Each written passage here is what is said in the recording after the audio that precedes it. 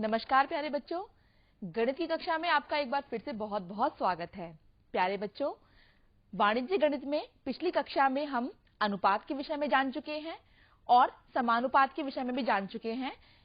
इसके अतिरिक्त हमने प्रतिशत की अवधारणा को समझा था और हमने जाना था कि भिन्न को प्रतिशत में, प्रतिशत को भिन्न में कैसे बदला जाए। आइए एक बार उसका हम अभ्यास कर लेते हैं। जैसे कि आप देख रहे हैं कि प्रतिशत को दशमलव भिन्न में बदलना है, तो उसके लिए हमने आपको ये गतिविधि कराई होगी। आपको याद होगी कि जैसे 1500वां भाग है, 1500वां भाग का अर्थ है 15/100, यानी 100 में से या 100 पर 15 या 100 खानों में से 100 वर्गों में से 15 खाने आपको कलर कर देने हैं। तो जैसे आपने देखा, हमने 15 खाने गिनकर यहाँ पर 10 और 5 15 हमने यहाँ पर कलर कर दिए ब्लू कलर से। इसको हम लिखते हैं 15%। इसी को हम प्रतिशत के रूप में लिखते हैं 15/100। और उसके बाद हमने जाना था कि इसको यदि दशमलव भिन्न में बदलना है तो ये 100 है बटे में बच्चों, तो 2 जीरो आ रही है, तो 2 स्थान गिनकर आप यहाँ पर दशमलव लगा देंगे, तो 0.15। और यदि आपको ये आपने दशमलव भिन्न में बदलना सीख लिया है, तो प्रतिशत को दशमलव भिन्न में बदलने के लिए प्रतिशत के चिन्ह को आप हटा दीजिए और 2 अंक बाईं ओर दशमलव को खिसका दीजिए। 2 अंक, 1 2, और यहां पर हम दशमलव लगा देंगे जैसे कि यहां लगाया हुआ है। और ये 0 बस इसको दिखाने के लिए कि 2 अंकों के बीच में दशमलव लगा हुआ है, इसलिए हमने यहां पर 0 यानी कि 0 लगाया हुआ है। ये आपको ध्यान रखना है। अब जैसे एक प्रश्न ले लेते हैं। प्रश्न है 0.025 को प्रतिशत में बदल लिए। अब देखिए, अब आपने क्या किया था, प्रतिशत को बदला था दशमलव में। अब आपको प्रश्न दिया है, ये दशमलव में संख्या है और दशमलव की संख्या को आपको बनाना है प्रतिशत। तो आप क्या करेंगे, यहां पर 100 गुणा 100 से, जैसे हम करते ही थे किसी संख्या को प्रतिशत बनाने के लिए, हम 100/100 से गुणा कर देते हैं। उसके बाद क्या करते थे, देखिए 0.025 इस 100 की तो यहां गुणा कर दीजिए, और ये जो बटे में 100 है यानी गुणा में 1/100 आपको अलग से लगाना है। और ये 100 से गुणा करने के बाद 2 स्थान इधर खिसकेगा दशमलव, और आपको प्राप्त होगा 2.5, और बटे में 100 को आप प्रतिशत लिख सकते हैं। तो उत्तर आया 2.5%। इस प्रकार से आपको प्रतिशत में बदलना है। प्रतिशत को दशमलव भिन्न में, दशमलव भिन्न को प्रतिशत में बदलना है। जैसे कि अब हमारे पास एक प्रश्न है, सारणी दी हुई है और हमें इस सारणी को पूरा करना है। जैसे कि प्रश्न है, ये भिन्न रूप में, कौन सा रूप है, अंश और हर, यानी कि भिन्न रूप हमें दिया गया है और आपको इसे दशमलव बनाना है और आपको बनाना है इसे प्रतिशत। तो बच्चों आप क्या करेंगे, जैसे 2/20 है, मैंने कहा था हर में 100 बना लीजिए। तो 100 बनाने के लिए इसके हर को, क्योंकि 20 है, 20 पंजे 100, तो 5 से गुणा करना होगा, अंश को भी हर को भी। 2 पंजे 10, 20 पंजे 100। तो अब दशमलव बनाना था, तो क्योंकि 2 जीरो लगी हुई है हर में, तो इसको 2 स्थान खिसका दीजिए। अभी सीखा था ना, 1 2, तो यानी 1 से पहले यहां पर आपका 0 आ जाएगा, 1 0, और इसको दिखाने के लिए यहां 1 0 अलग से लगा दीजिए। तो ये आपका बन गया है दशमलव रूप। हम यहां आपको इसे दिखाते हैं कि ये दशमलव रूप हमारा बन गया। अब प्रतिशत बनाना है, तो 10/100 तो हमने अभी बनाया ही था, इसी को आप लिख सकते हैं 10%। ठीक है बच्चों, इस प्रकार से हम इसे करते हैं। अब अगला प्रश्न है कि अब आपको दशमलव संख्या दी है 0.3 और आपको इसे भिन्न में बनाना है। तो 0.3 है, तो पॉइंट के बाद एक स्थान है, तो आप इसे हटा दीजिए और बटे में 10 लगा दीजिए। तो ये क्या बना, 3/10, और ये कैसा रूप है आपका, भिन्न रूप है। अब बनाना है प्रतिशत, तो हमने कहा था इसको आपको हर को 100 बना लेना चाहिए यहां पर। तो आप यदि इसको 10/10 से गुणा कर देंगे, 3/10 को, तो आपको प्राप्त होगा 30/100। और बच्चों 30/100 को आप लिख सकते हैं 30%। तो ये आपने प्रतिशत में अब बदल दिया है इस प्रश्न को। चलिए अगला प्रश्न देखते हैं। अगला है, आपको अब प्रतिशत दे दे, अगर 80% आपको दे रखा है, 80%, अब बनाना है दशमलव। तो चलिए 80% को आप लिख सकते हैं 80/100, और 100 में 2 जीरो हैं, आप 2 स्थान खिसकाएंगे 1 2 तो प्राप्त होगा 0.80। और यदि भिन्न बनाना है तो 80/100 और 0 से 0 कट गया और 2 के पहाड़े में ये कट गया, तो ये आपका उत्तर प्राप्त हुआ 4/5। 4/5 हमारा भिन्न रूप आ गया है, ये दशमलव रूप है और ये आपका प्रतिशत दिया गया है। अगला सवाल बिल्कुल ऐसा ही है जैसा अभी हमने दिया था, दशमलव में एक संख्या और दे रखी है, प्रतिशत बनाना है तो 0.0085। आप इसको पॉइंट को हटा दीजिए, कितने अंक हैं 1 2 3 4, यानी कि 1 2 3 4। अब प्रतिशत बनाना है तो खाली जो इसके बटे में देखिए, एक दूसरा पेन हम ले लेते हैं और अलग जगह पे आपको इसे समझाते हैं। जैसे कि ये 0.0085 था, आपने पॉइंट हटाया और 1 2 3 4 0 लगा दी। अब आपने 85/100 को अलग कर लीजिए और गुणा में 1/100 को अलग कर लीजिए। अब 85/100 यानी कि 2 स्थान दशमलव आएगा 0.85 और बटे में 100 है यानी प्रतिशत, तो यानी इसका उत्तर आया 0.85%। और यदि इसे आपको भिन्न बनाना है तो ये भिन्न तो अभी बना ही हुआ था 85/10,000, और आप इसे फिर हल भी कर सकते हैं, 5 के पहाड़े में काट लीजिए, 5 एकम 5 और ये 17 और ये आपका 2000, 17/2000 ये आ गया आपका भिन्न रूप। तो इस प्रकार से सारिणी में हमने कई सारे प्रश्न एक ही सारिणी में हमने बच्चों हल कर लिए हैं। ऐसे सवाल आपको आपकी पुस्तक में भी दिए गए हैं, उनको आपको करने का अभ्यास करना है। तो चलिए आगे देखते हैं, किसी राशि का दिए गए प्रतिशत के अनुसार मान ज्ञात करना।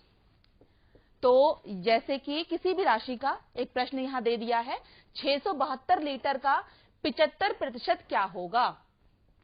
672 लीटर का, इस का मतलब होता है गुणा, तो 672 गुणा 75%।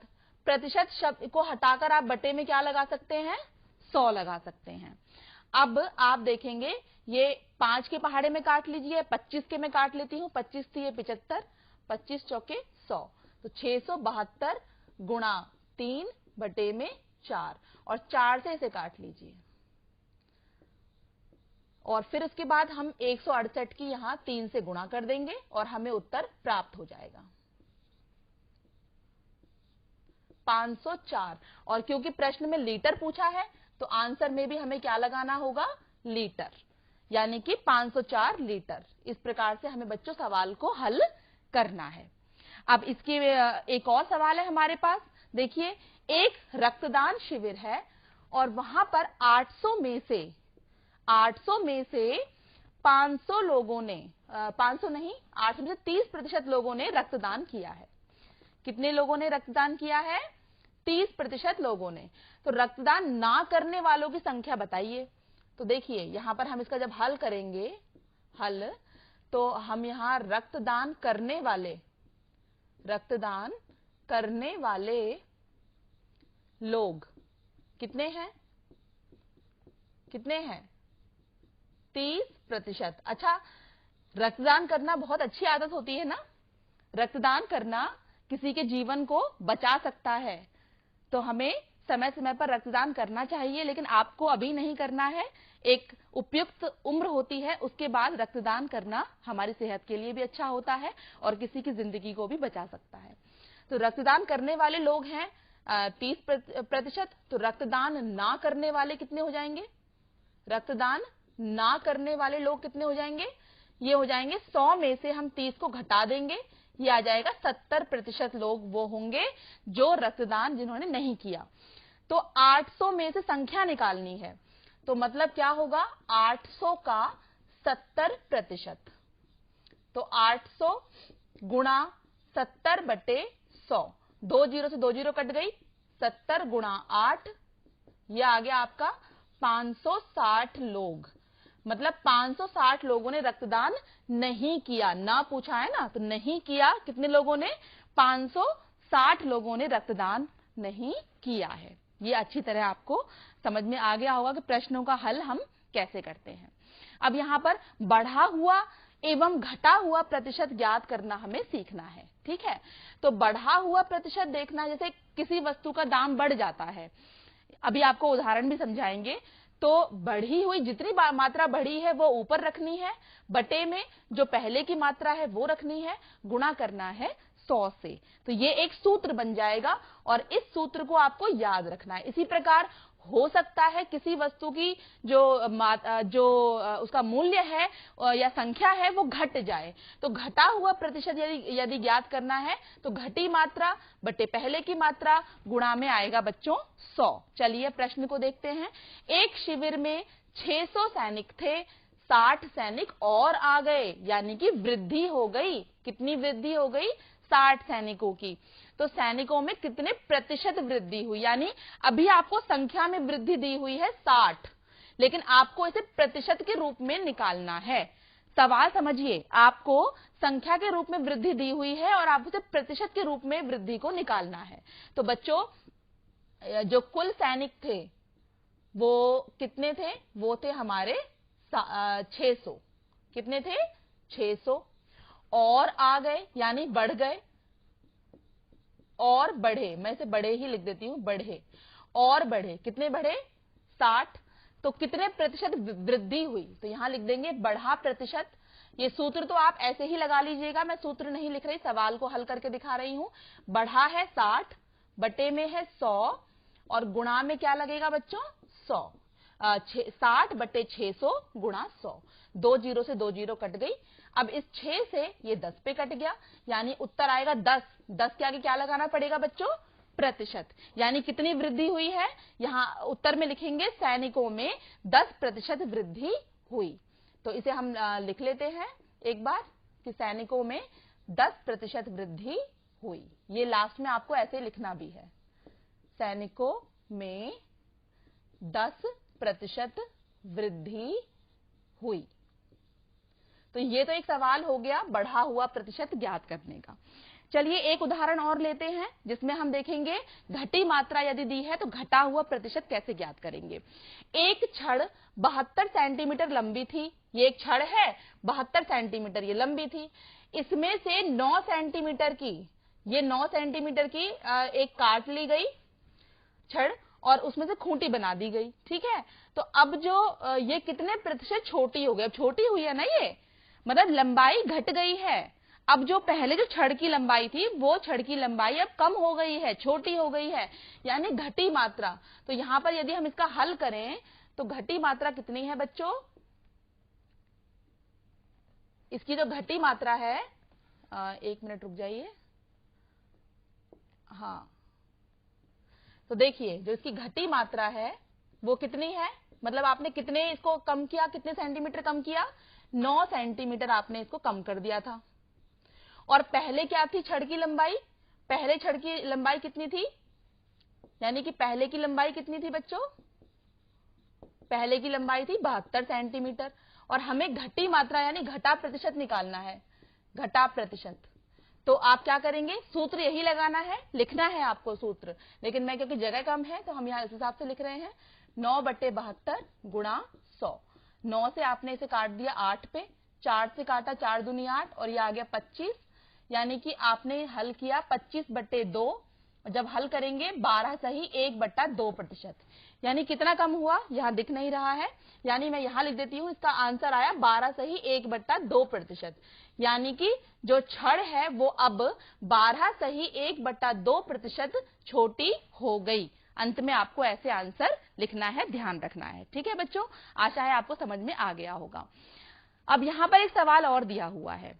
एक गांव है, उसकी जनसंख्या में 22,000 लोग हैं। कितने लोग हैं बच्चों?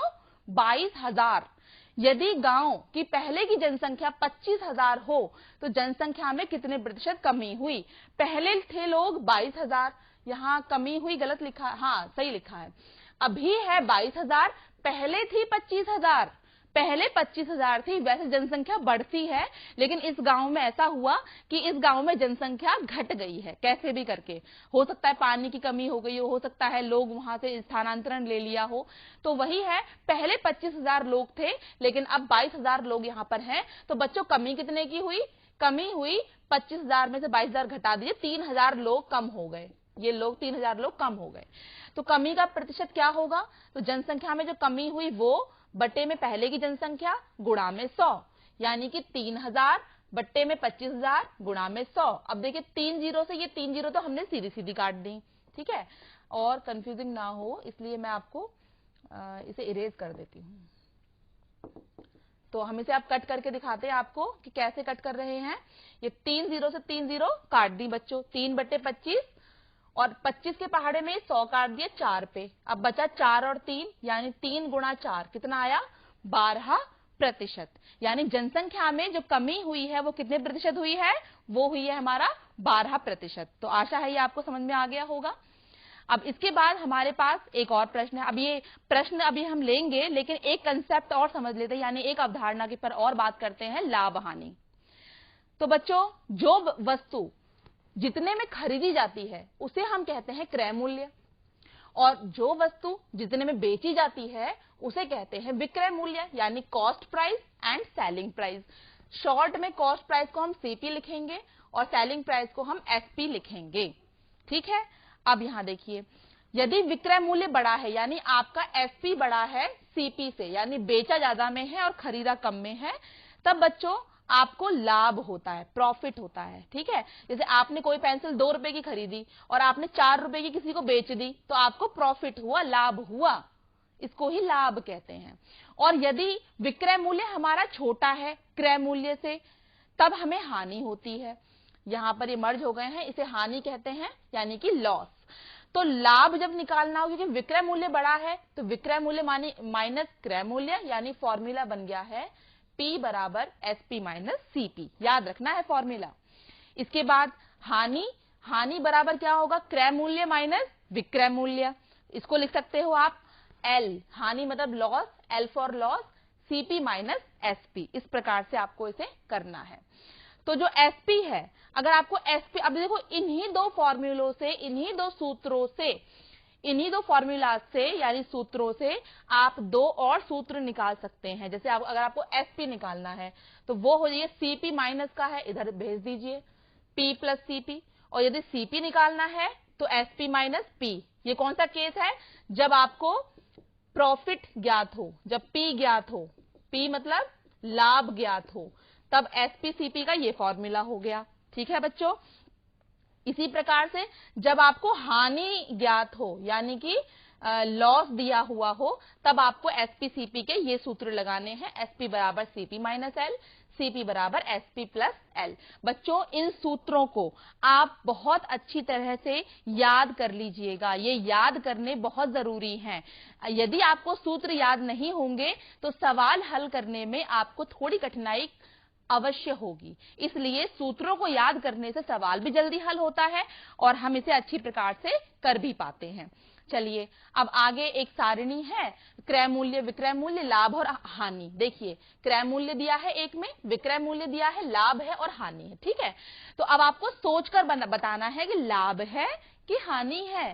100 रुपए में क्रय मूल्य यानी 100 क्रय मूल्य है, यानी 100 में खरीदा, 115 में बेचा, सोचो लाभ हुआ। तो कितना हुआ लाभ? इसको मैं यहां लिख देती हूं कि ये एसपी है और ये सीपी है। तो लाभ कितना हुआ? एसपी माइनस सीपी, 115 माइनस 100, यानी कि 15 रुपए का लाभ हुआ, हानि तो नहीं हुई। अगला देखिए, आपको अब विक्रय मूल्य यानी कि एसपी दिया है, ये एसपी है, और आपको लाभ यानी प्रॉफिट दिया है, ये रहा। और अब बताइए, अब आप ये हानि तो इसमें होगी नहीं क्योंकि प्रॉफिट दिया हुआ है, तो क्रय मूल्य क्या होगा? सीपी क्या होगा? तो आप जानते हैं सीपी क्या होगा? एसपी में से प्रॉफिट को घटाना होगा। सूत्र याद था मुझे, 1500 में से 300 घटा देंगे, उत्तर आएगा कितना? 1200 रुपए, ठीक है। इसके बाद यहां पे आपको क्रय मूल्य यानी सीपी दिया हुआ है, यहां एसपी हमें नहीं दिया गया है, प्रॉफिट नहीं है, इसके अंदर लॉस है। क्या है इसके अंदर? लॉस। तो आपको एसपी निकालना है। तो आप जानते हैं सीपी माइनस एसपी होता है लॉस। तो एसपी क्या हो जाएगा? एसपी क्या हो जाएगा बच्चों? लॉस माइनस ये सीपी।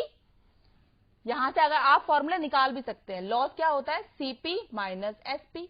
और आपको यहां एसपी निकालना है, ये इधर आया, लॉस इधर चला गया, यानी सीपी में से लॉस घटा देंगे। सीपी में से लॉस घटा देंगे। 700 में से 150 घटा दीजिए और आपको प्राप्त होगा 550 रुपए। ठीक है बच्चों, अगला सवाल देखिए। सीपी दिया है 1200, एसपी दिया है 1100। खरीदा ज्यादा में, बेचा कम में, तो लाभ होगा कि हानि? ऑब्वियस सी बात है, हानि होगी। कितनी होगी हानि? हानि मतलब एल का सूत्र लगाइए, सीपी माइनस एसपी। 1200 में से 1100 घटा दीजिए, प्राप्त हुआ हमें कितना रुपया? 100 रुपए। ये हमें इस प्रकार से बच्चों सवाल हल करने होते हैं। अगला प्रश्न है, लाभ प्रतिशत हानि प्रतिशत का है। अब ये देखिए, एक पुस्तक विक्रेता ने एक पुस्तक को, देखिए पुस्तक बेचने वाले हैं ये पुस्तक विक्रेता, उन्होंने एक पुस्तक 20 रुपए में खरीदी और 21 में बेची, और दूसरे ने 50 में खरीदी 51 में बेची। अब जरा सोचकर बताइए किसको कितना लाभ हुआ, कौन फायदे में है कौन नुकसान में। अब आप कहेंगे मैम दोनों को 1 रुपए का लाभ हो रहा है, दोनों बराबरी पर हैं, लेकिन मैं आपको बता दूं कि ये बराबरी पर नहीं है। कैसे? अब जरा सोचें। दोनों का पूंजी निवेश आप देखिए, क्या वो समान रूप से हुआ है?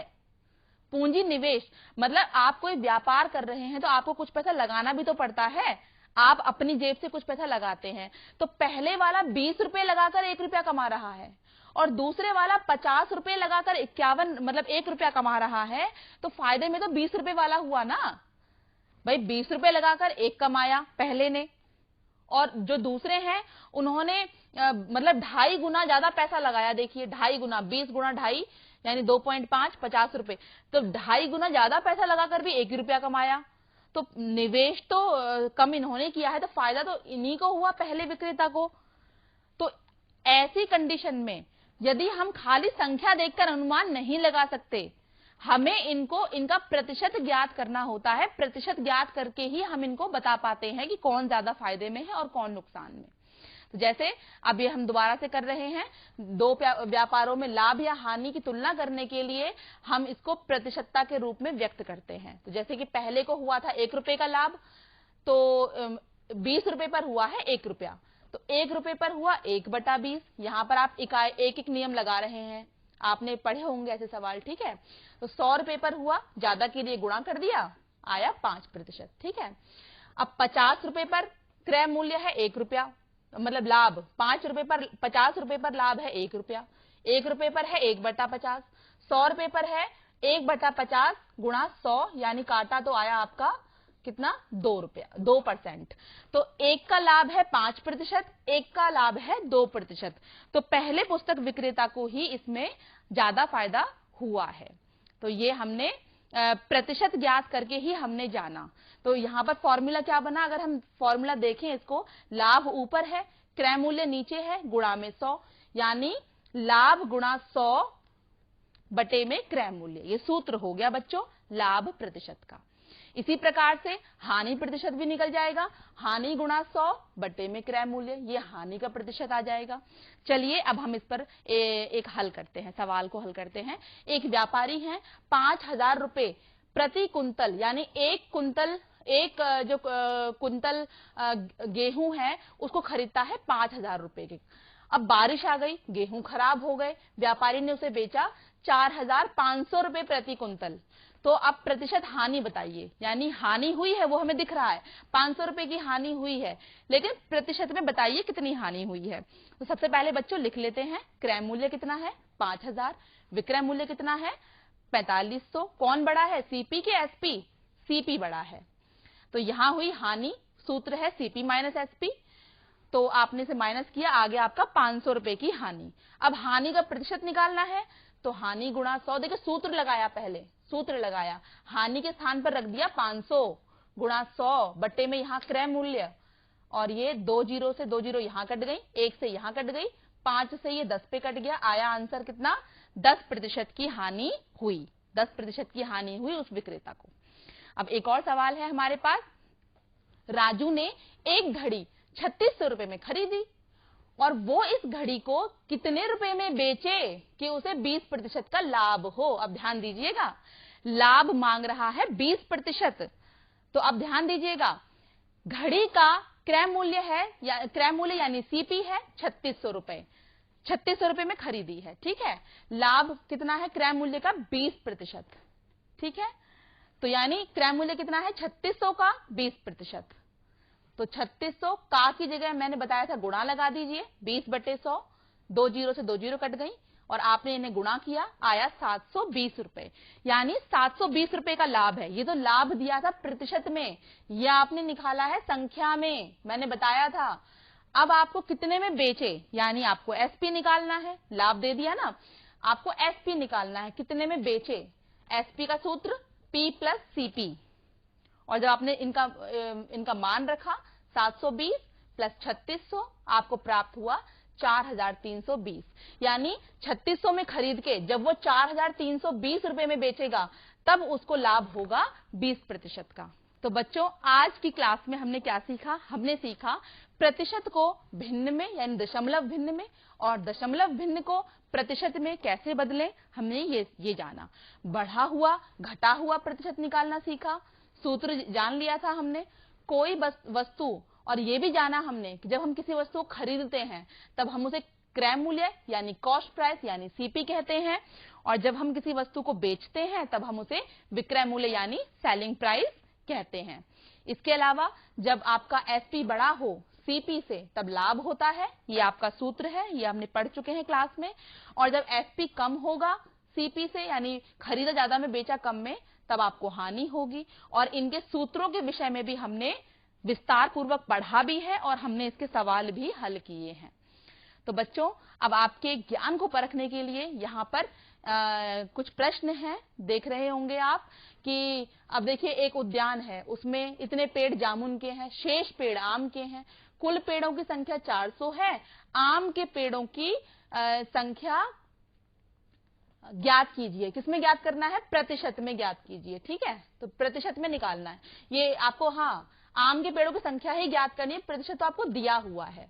अगला है, रहमान ने एक पुरानी साइकिल 950 में खरीदी, मरम्मत करवाई उसकी और उसे फिर बेच दिया। अब बताइए लाभ हुआ, लाभ हुआ है लेकिन कितना हुआ, और उसका प्रतिशत भी निकालिए। इसी प्रकार से एक व्यापारी है, 10 किलोग्राम घी 6000 में खरीदा, 500 रुपए प्रति किलोग्राम से बेच दिया, तो बताइए कितने प्रतिशत लाभ या हानि हुआ। बहुत आसान सवाल है। अब वो पुस्तक विक्रेता वाले सवाल की तरह ही हमने कर दिया। नींबू विक्रेता ने 5 रुपए में 4 नींबू खरीदे और 4 में से 5 नींबू बेच दिए, तो बताइए वो लाभ में है या हानि में है। इस प्रकार के सवाल तो अब आप कर ही सकते हैं प्रयास के द्वारा। तो अब यहाँ बच्चों गृह कार्य में अपनी पुस्तक के प्रश्न संख्या 252 से 265 पर दिए गए अभ्यास 12 के एफ, जी और एच तीनों अभ्यासों को करने का प्रयास करेंगे आप।